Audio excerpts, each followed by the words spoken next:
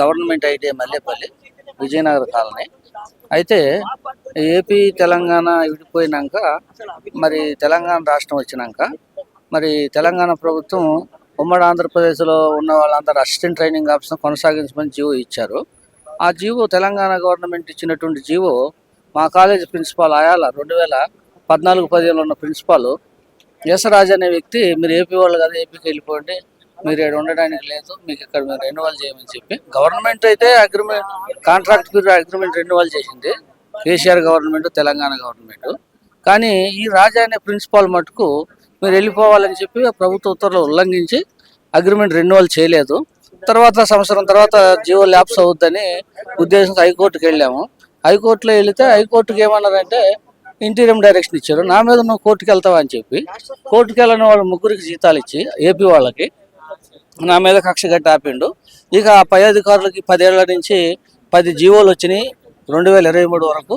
10 జీవోలలో contract agreement renewal అని నాది పేరు, పోస్టింగ్ అన్ని రెన్యువల్ అవుతూనే బడ్జెట్ వస్తుంది.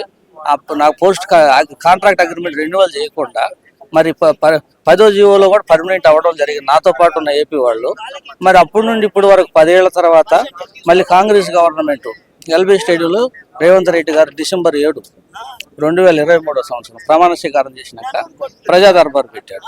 సరే, ఇక ఆ ప్రభుత్వంలో ఉన్న సమస్యని కనీసం ఈ ప్రభుత్వంలో అయినా న్యాయం జరుగుద్దని చెప్పి అప్లికేషన్ ప్రజా దర్బార్ ఫస్ట్ డే పోయినా ఆ రోజు నుంచి ఈ రోజు వరకు ఈ సమస్య పరిష్కారం కాలేదు.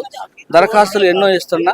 సెప్టెంబర్ 20 తారీఖు గాంధీ భవన్లో కూడా మంత్రులతో ముఖాముఖి అయినాక కూడా మరి ఆ రోజు దామోదర రాజనరసింహ గారు కూడా ఇట్లనే వినతి పత్రం స్వీకరించాడు.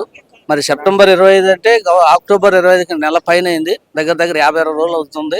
తర్వాత సీతక్క గారిని కూడా ఇదే గాంధీ భవన్లో ఇదే ముఖాముఖి మంత్రివర్గ ప్రజలతో ముఖాముఖి అంటే కలిసినాం. తర్వాత దుద్దిళ్ల శ్రీధరబాబు గారిని కలిసినాం. తర్వాత మొన్న శ్రీమతి కొండ సురేఖ గారిని కూడా కలిసినాం. మరి ఈరోజు పొంగులేటి శ్రీనివాసరెడ్డి గారికి కూడా మరి వాళ్ళు ఇచ్చిన అవకాశాని కోసం వద్దామని వినతి పత్రం తీసుకుని వచ్చినాం. మరి గత 11 సంవత్సరాల నుంచి ఒక వ్యక్తిని మరి తెలంగాణ గవర్నమెంట్ కంటిన్యూషన్ 10 జీవోలు ఇచ్చి మరి సానుకూలంగా ఉంటే మరి ఆ ప్రిన్సిపాల్ రాజా అనే వ్యక్తి ఆయన చేసిన తప్పుకి ఈరోజు నేను బలైపోవడం జరుగుతుంది.